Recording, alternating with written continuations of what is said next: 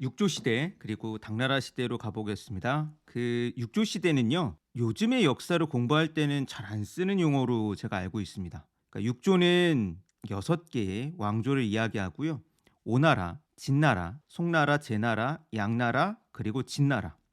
중국 역사를 공부하거나 그럴 때 어려운 게 있죠. 그놈의 진나라가 이렇게 많습니다.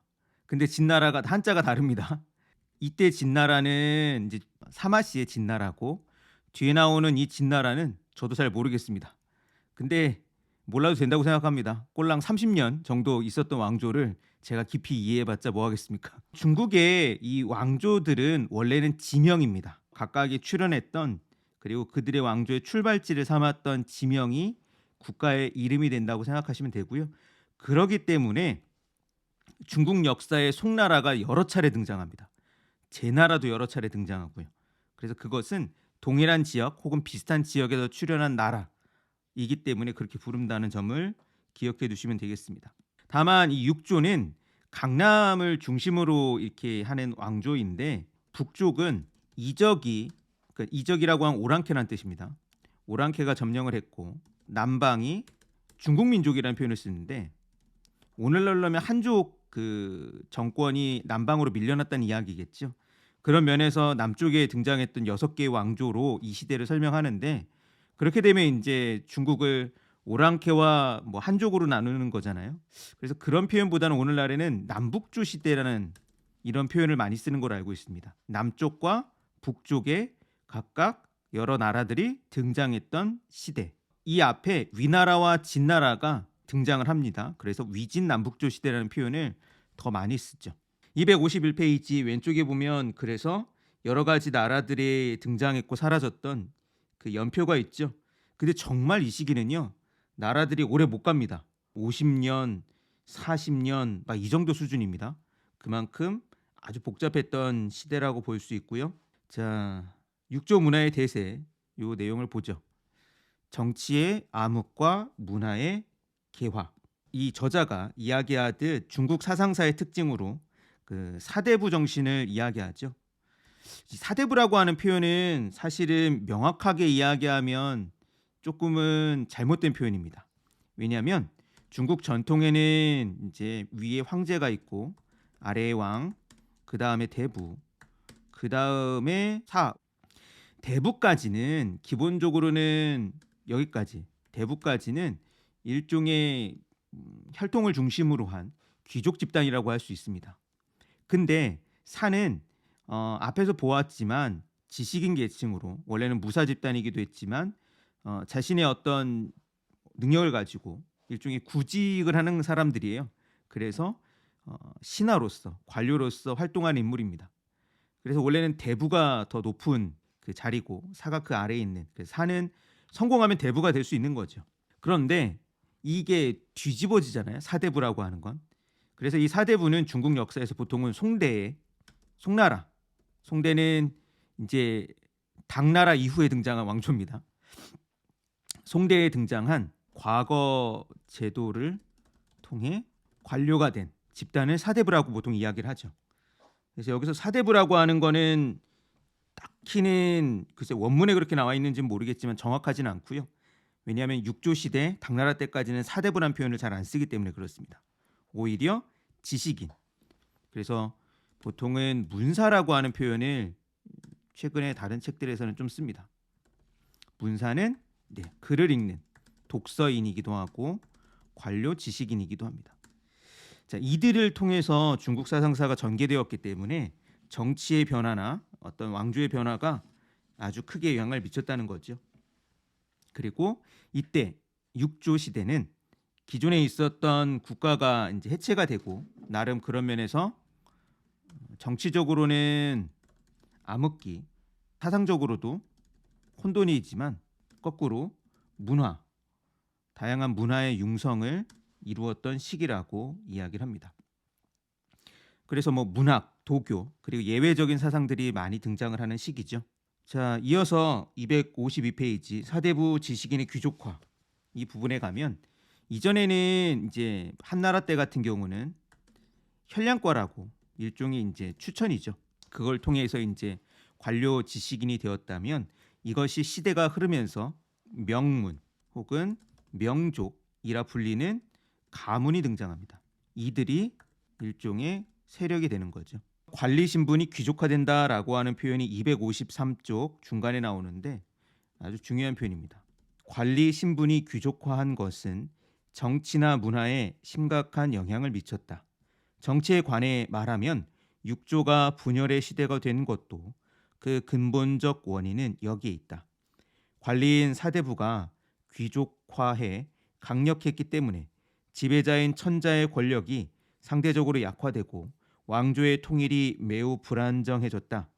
이것이 이적 부족의 침입을 허용한 원인이며 또 단명한 왕조가 눈이 어지러울 만큼 빨리 교체된 이유였다. 다양한 신분 계층들이 출현했고 그들을 통해 새로운 문화들이 융성한 시기라고 할 수 있습니다. 253페이지 아래에 있는 표현이 그래서 중요한데요. 한때가 정치의 시대였다고 하면 육조는 문화의 시대다. 그리고 그 동력은 사대부의 귀족화였다라고 저자는 이야기합니다. 호족이라고 하는 표현도 나오는데요. 호족은 이제 지역에 근거한 권력을 지니고 있는 토착적인 권력자들을 이야기합니다. 근데 이 시기는 뭐 귀족들의 시대라고 보는 게 좋을 것 같고요. 그래서 다양한 문화가 융성한 시기라고 일단은 그림을 그려두시면 되겠습니다. 자, 아래 이제 2절부터 조금 더 이제 중요한 내용들이 등장을 하는데요. 사실 이 육조 시기 혹은 위진 남북조 시기는요. 뒤에 나오는 뭐 5호 16국이라고 하는 여러 나라가 등장한 시기보다 이 삼국지라고 하는 작품으로 아주 유명하죠. 그래서 여기 나오는 인물들이 삼국지에 나왔던 인물들이 여러 나옵니다. 그래서 255페이지도 조조가 바로 등장을 하죠. 자, 청담의 유행과 중림 칠연, 후한의 멸망과 함께 천하는 위, 오, 촉 삼국으로 분열되었다. 보통 우리나라에서는 위촉오라는 표현을 쓰는데 위, 오, 촉이라고 여기는 표기가 났습니다. 그중 조조에 의해 그 기초가 놓이고 그 아들 문제에 의해 창건된 위 왕조는 후한의 수도 낙양에 그대로 도읍을 정해 전통 문화의 땅인 중원을 지배했다. 따라서 40년간 위의 문화는 그대로 삼국 문화를 대표한다고 해도 좋다.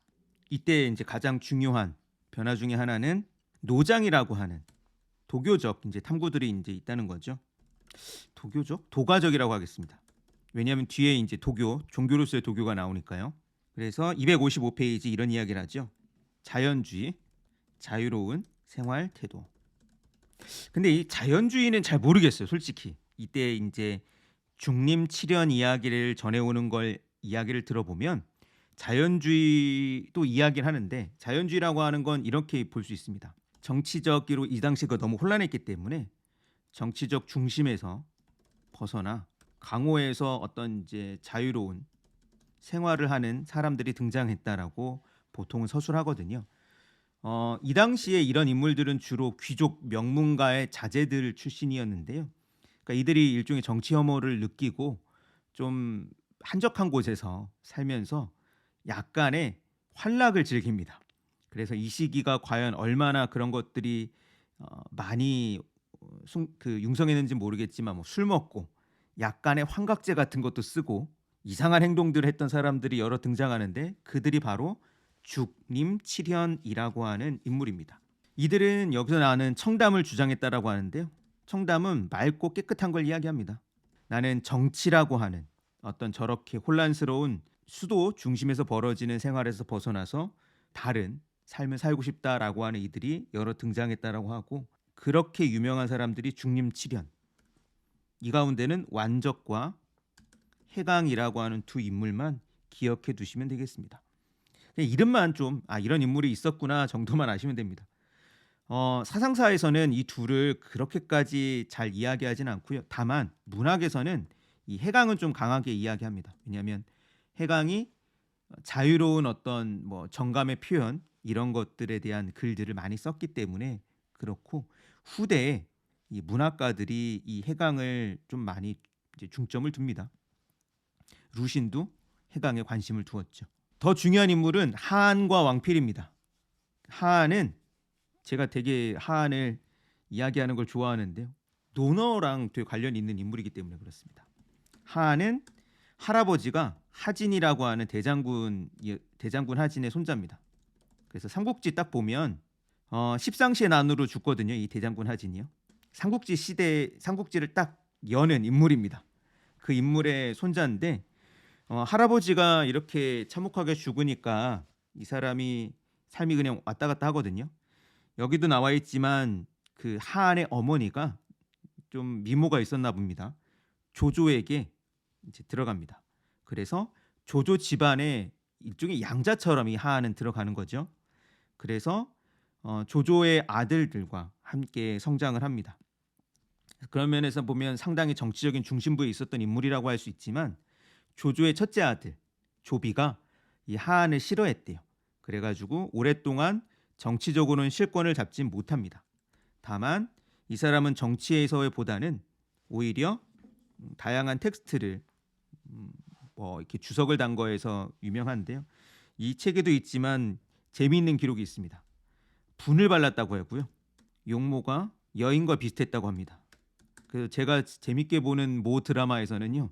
하한을 여성 배우가 하한을 연기를 하더라고요. 그런 게 있고 오석산이라고 하는 일종의 환각제 혹은 마약류를 흡입했다는 이야기가 있습니다. 자, 이 인물은 노자의 줄을 달려고 했었고 그리고 그보다 더 중요한 거는 논어 집회라고 하는 일종의 논어 연구서라고 할 수 있을까요? 논어에 대한 총집합입니다. 그거를 이제 펴낸 것으로 유명하죠. 논어 역사에서 이 논어 집회는 매우 중요합니다. 이 논어 집회는 이후 주희의 논어 집주가 나오기까지 1000년간 논어 해석의 표준이 됩니다. 그래서 이 책을 엮은 사람이 하한이라고 하는 점 상당히 중요합니다. 이 시기 이런 연구들이 있고요. 그리고 한편 왕필이라고 하는 인물도 중요합니다. 왕필은 중국 역사에 손꼽히는 천재입니다. 24살에 요절하지만 노자, 주역에 주석을 답니다. 이 두 책은 노자 왕필주, 주역, 왕필주라고 이제 보통은 이야기를 하는데요. 왕필이 주석을 다룬 이 두 주석은 노자 해석과 주역 해석의 거의 표준이 됩니다. 이후에도 지금까지도 노자를 조금 깊이 읽으려면 왕필주를 읽어야 돼요. 주역도 마찬가지로 좀 깊이 공부하면 왕필주를 읽어야 됩니다. 이제 왕필이 이걸 했기 때문에 천재로 이야기되는 거죠. 이 책에서 이 표현이 좀 어려우실 것 같은데요. 258페이지 맨 아래 단락입니다. 왕필의 역주는 한대 일에 역학을 일변시켰다.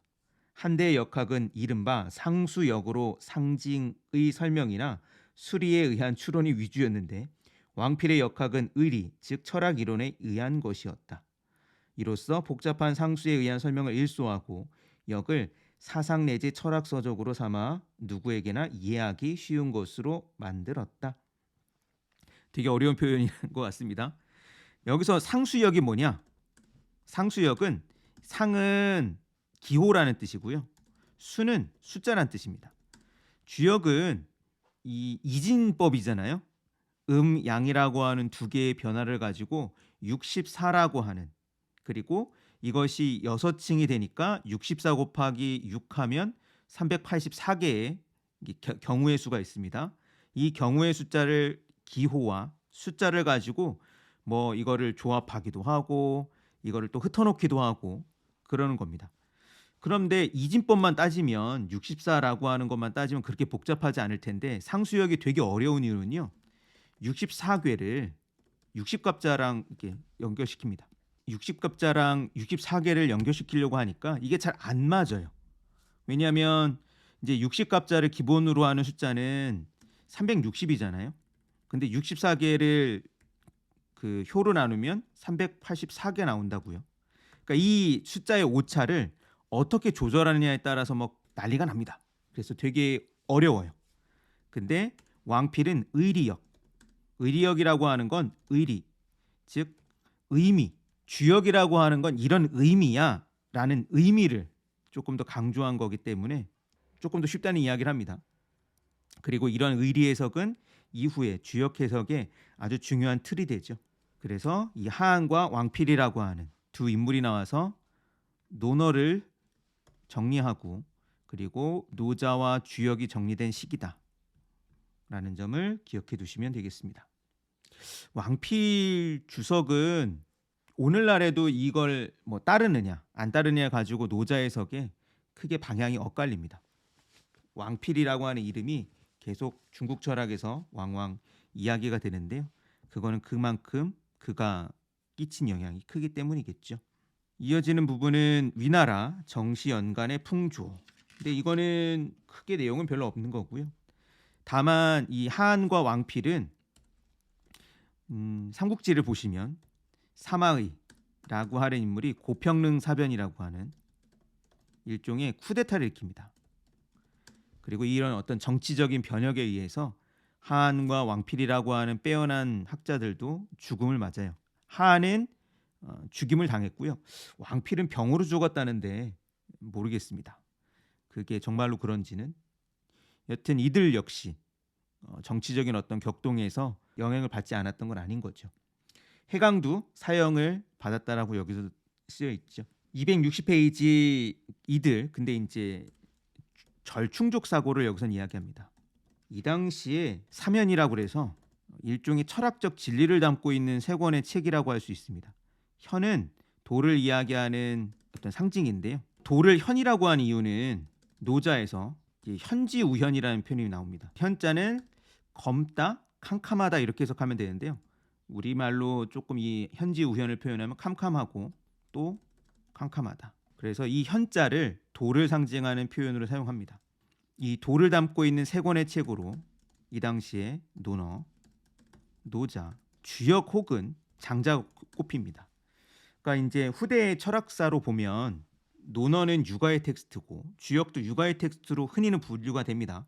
논어나 주역은 육아의 텍스트고 노자와 장자는 도가의 텍스트인데 이것이 그냥 구분 없이 이 당시에 함께 연구가 됐다는 거죠. 그래서 하한 같은 경우도 이 사람은 정치의 중심이 있었던 인물이지만 노자에도 관심을 두고 그리고 논어에도 관심을 두었고요. 왕필 같은 경우도 노자와 주역을 연구했지만 논어에도 주석을 달았습니다. 근데 이 논어주는 지금은 안 전해져요. 그래서 이 세 권을 관심을 뒀다는 것은 그만큼 이들이 이것을 같이 보았다라고 할 수 있죠. 260페이지 어떤 관점에서 이들이 그걸 같이 두었느냐? 요 이야기가 아주 유명한 이야기인데요. 왕필은 사람들이 만물의 근본인 무에 관해 공자는 한마디 말도 하지 않고 있는데 노자가 이를 강조해 맞이하는 것은 무슨 까닭인가? 라는 질문을 받자 공자는 무를 체득하고 있었으니 무를 가르칠 필요를 느끼지 않았고 따라서 늘 유에 관해서 말했다. 노장은 아직 유에서 벗어나지 못했으니 자기 자신에게 부족한 무에 관해 가르쳤던 것이라고 답하고 있다. 그래서 공자는 무를 넘어섰기 때문에 무에 관해서 이야기하지 않았고 노자는 무를 넘어서지 못했으므로 무에 관해서 이야기했다라는 이야기인 거죠. 공자와 노자를 이런 식으로 절충하고 있는 사람들이 이 당시에 많이 등장합니다. 이러한 면에서 이 당시 학문을 현학이라는 표현을 쓰기도 합니다. 현자는 아까 이야기했던 이 현자입니다. 철학사에서 이 책에서는 안 나오죠. 그래서 위진현학이라는 표현을 쓰기도 하고요. 영문권에서는 현학이라고 하는 표현보다는 네오타오이즘, 그러니까 새로운 도가라고 이 시기의 철학을 이야기하기도 합니다. 참고해 주세요.